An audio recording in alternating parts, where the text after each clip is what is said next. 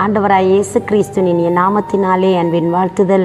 நம் ஆண்டவருடைய சமூகத்தில் மகிழ்ச்சியாக சந்தோஷமாக இருக்கும்படி நம்முடைய தகப்பன் நம்மோடு கூட இருந்து நம்மளை நடத்தி இருக்கிறார். நம்முடைய எல்லா சூழ்நிலைகளும் நம் பக்கமாக இருக்கக்கூடிய ஒரே ஒருவர் நம்மை படைத்த தெய்வம் மட்டும்தான். நாம் விரும்புகிறது விரும்பாதது, நாம் நம்பினது நம்பாதது, எல்லாவற்றிலும் எல்லா சூழ்நிலைகளிலும் நம்ம தனிய விடாமல் நம்ம காப்பாற்றினவர் நம்முடைய ஆண்டவராக இருக்கிறார்.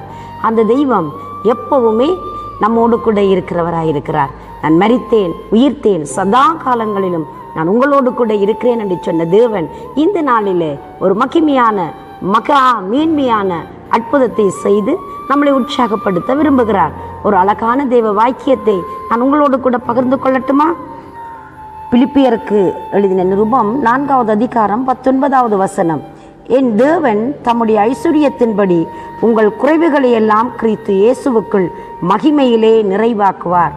உங்கள் குறைகளை எல்லாம் கிறிஸ்து இயேசுவுக்குள் மகிமையில் நிறைவாக்குவார் என்று சொல்லி இப்படியாக பவுலடிகள் அழகாக எழுதியிருக்கிறார். இந்த வாக்கியம் நமக்கு என்ன சொல்கிறது? என் தேவன் தம்முடைய ஐஸ்வரியத்தின்படி உங்கள் குறைவுகளை எல்லாம் கிறிஸ்து இயேசுவுக்குள் மகிமையில் நிறைவாக்குவார். அவர் எப்பவுமே ஐஸ்வர்ய சம்பன்னராய் சகல ஆசீர்வாதங்களும் ஆஸ்திகளும் அவருக்குள் இருக்கிறது.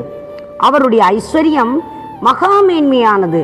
அவர் நம்முடைய குறைவுகளை எல்லாம் தம்முடைய ஐஸ்வர்யத்தின்படி எங்கள் குறைவுகளை மிகவும் நிறைவாக்குகிற நல்ல மகா மேன்மையான ஒரு தேவன் இருக்கிறார். அது எப்பொழுது நிறைவாக்கப்படுகிறதாம்? அவருடைய மகிமையினால் நிறைவாக்கப்படுகிறது. அவர் தங்கி இருக்கிற ஸ்தலமானது மகா மேன்மையானது. தேவாலயத்தில் தேவ மகிமை நிரம்பி இருந்தது. ஆசாரியர்களால் ஊழியம் செய்ய கூடாமல் போயிற்று என்று நாங்கள் பார்க்கிறோம். இப்படி மகிமையாய் தம்முடைய ஆலயத்தை நிரப்பின தேவன், மகா மேன்மையான தெய்வம், இந்த நாட்களில் எங்கள் குறைவுகளை கிறிஸ்து இயேசுவுக்குள் மகிமையில் நிறைவாக்க அவர் வல்லமை உள்ளவராய் இருக்கிறார். அவருடைய மகிமை எங்களை முன்னும் பின்னும் இன்றைக்கும் காக்கிற கூடியதாய் இருக்கிறது. நாம் ஒருவேளை கடினமான காலகட்டங்களுக்குள் கடந்து செல்லலாம். நாம் நடந்து போகிற வனாந்திர பாதைகளாய் இருக்கலாம். தேவன் அந்த இடத்தில் தம்முடைய மகிமையை கட்டவிழ்த்து தேவன் நடத்த போதுமானவராய் இருக்கிறார். எகிப்து தேசத்திலே இஸ்ரவேல் மக்கள் அடிமைகளாயிருந்தார்கள்.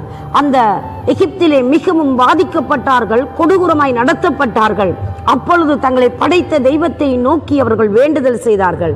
அங்க வேண்டுதல் செய்த பொழுது அந்த வேண்டுதலை கேட்ட தெய்வம் மனம் இறங்கி மனதுருகி அற்புதம் செய்து அந்த மக்களை கனப்படுத்தினார் என்று நாங்கள் பார்க்கிறோம்.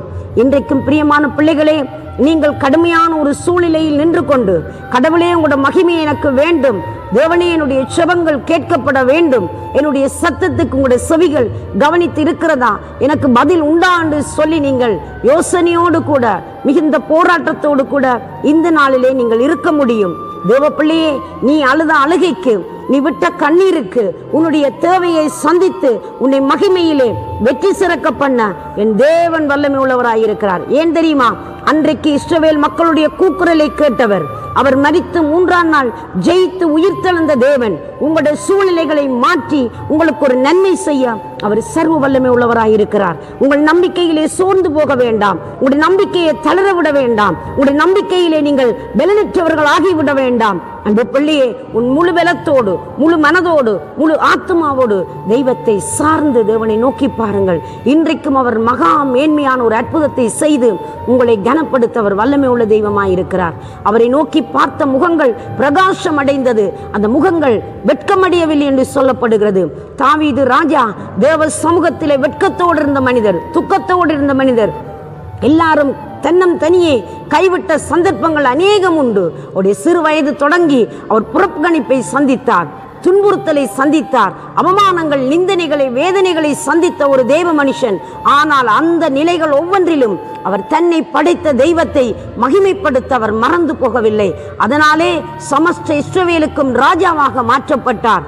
ஆடுகளுக்கு பின்பதாக திரிந்த, கரவல் ஆடுகளுக்கு பின்பதாக திரிந்து கொண்டிருந்த மனிதனை எடுத்து அரண்மனையில் உட்காரும்படி அரியணையில் உட்கார வைத்து அழகு பார்த்த ஆண்டவர் இன்றைக்கும் ஜீவிக்கிறவராயிருக்கிறார். நீ எந்த இடத்திலே வெட்கி தலைகுனிந்து தலை நாணி நின்றாயோ அந்த இடத்திலே அன்பு சகோதரா சகோதரியே, என் தேவ பிள்ளைகளே, உங்களுக்கு ஒரு அற்புதம் செய்து உங்களை நடத்த சர்வ வல்லமை உள்ள கடவுள் இன்றைக்கும் உங்கள் மேலே கண்ணோக்கமாய் இருக்கிறார். உங்கள் கண்ணீரை துடைக்கவும், உங்கள் தேவைகளை சந்தித்து, உங்களோட வாழ்க்கைக்கு தேவையான மகா மேன்மையான காரியங்களை செய்து உங்களை கனம் பண்ண அவர் வல்லமை உள்ளவராய் இருக்கிறார். எத்தனை பேர் சொல்றீங்க, நான் அவரை நோக்கி பார்க்க ஆயத்தம் என்று சொல்றீங்க. ஆண்டவரே, என்னுடைய சூழ்நிலை மாற வேண்டும், என்னுடைய வியாதி தீர வேண்டும், என்ற பிரச்சனைகளுக்கு ஒரு முற்றுப்புள்ளி வர வேண்டும், என்னுடைய துக்க நாட்களுக்கு ஒரு முடிவு வர வேண்டும் என்று சொல்லி நீங்கள் எதிர்பார்த்து காத்திருக்கிறீங்களா? நிச்சயமாய் அந்த நாட்கள் இந்த நாட்களாக இருக்கட்டும். தேவனை நோக்கி மெய்யாய் மன்றாடுங்கள். நான் உங்களுக்காக மன்றாடட்டும். நாங்கள் தேவனை நோக்கி பார்ப்போமா? பரிசுத்தம் நிறைந்த நல்ல ஆண்டவரே, இயேசுவின் நாமத்தில் உம்மை நம்பி ஆண்டவரே, தங்கள் குறைகளை எல்லாம் உமக்குள்ளே மகிமையில் நிறைவாக்கத்தக்க அந்த அற்புதத்தை பெற்றுக்கொள்ளத்தக்கதாய் உடைய பிள்ளைகளுடைய வாழ்க்கையில் ஒரு நன்மை செய்து இவர்களை கனம் பண்ணி நீர் காப்பாற்றும்படி நான் செபிக்கிறேன். தெய்வமே, நீர் முற்று முழுதாய் பொறுப்படுத்து, ஒவ்வொருத்தரையும் ஆசீர்வதித்து கனம் பண்ணும்படி இயேசுவின் நாமத்தில் உடைய கரத்தில் தந்து செபிக்கிறேன் ஜீவனுள்ள நல்ல பிதாவே. ஆமேன், ஆமேன். தேவன் தாமே உங்களை நிறைவாய் ஆசீர்வதிப்பாராக. God bless you.